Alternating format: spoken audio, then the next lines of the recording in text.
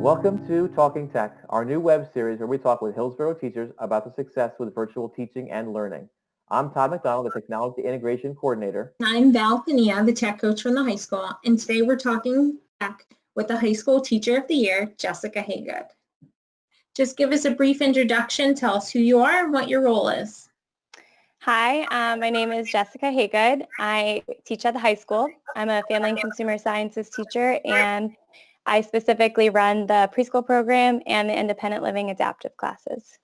In our preschool program, it's a full year class for the high school. I have two sections, a morning session and an afternoon session. In the beginning of the year, the high school students go to the elementary schools and they assist in the classrooms.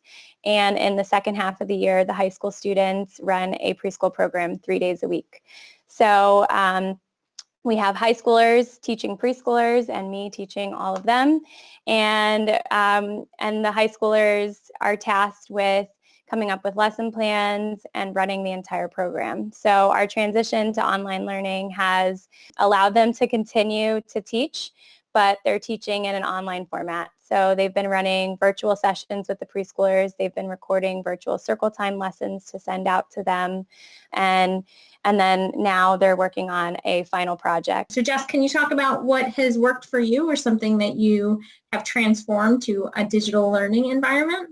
Sure. So at the end of the year, my preschool classes typically reflect on the different topics that they've learned through the many bulletin boards we have in the classroom.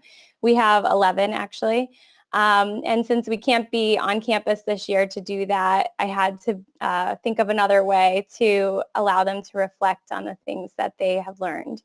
So one of the things that I saw online that was going viral in the last few weeks was a Bitmoji classroom, which sounds really complicated, but essentially it's just a Google slide that you create a classroom look to, and you can link it to lots of different things such as videos, audio files, and documents or websites.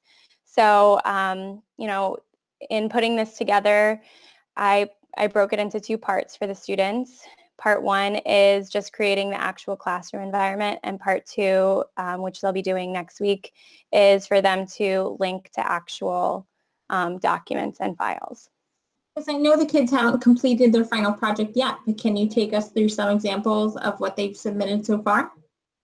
Sure. So in just a few days of putting this assignment up, I've already received 50% of my class's submissions. So it just shows how excited they are to do this. So let me open that up. So the first one is my example that I gave them. So I asked them to put flooring in a background, add their avatar, their Bitmoji, and then add in some decorative elements.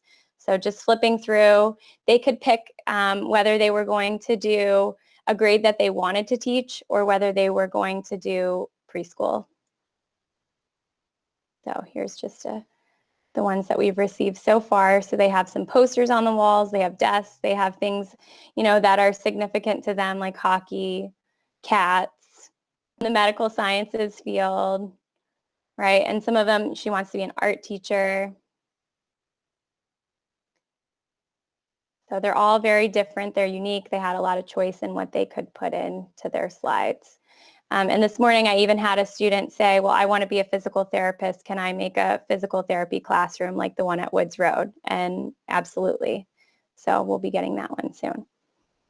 So the next part of the Bitmoji classroom will be for them to insert links to different things. So they had to put their name somewhere in their classroom or their avatar or Bitmoji.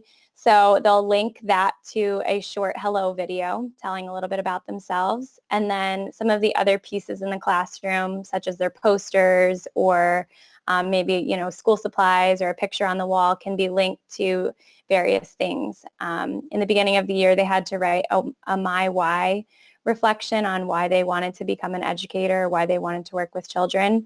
So they're going to link back to that, and then they're going to also add in a final reflection on the year and what they've learned and how their thinking toward education has changed. So those are just a few things that they'll add in there. They'll also add in some sample work pieces that they did this year, such as lesson plans. Yeah, all of this looks wonderful, Jess. So what's next in the books? Thanks, Val. So they're wrapping up for the year. Once this class finishes their Bitmoji classrooms, that's pretty much the end for them.